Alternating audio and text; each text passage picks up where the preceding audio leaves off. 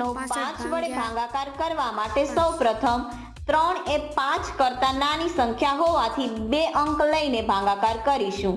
તો 5 નો ઘડિયો 36 થી વધે નહીં ત્યાં સુધી બોલીશું.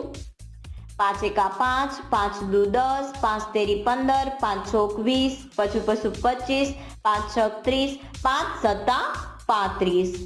હવે નીચે આવેલી સંખ્યાઓની બાદબાકી કરીશું.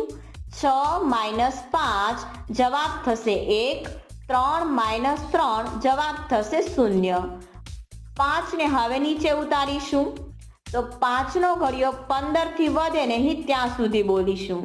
5 એકા 5, 5 દુ 10, 5 તેરી 15.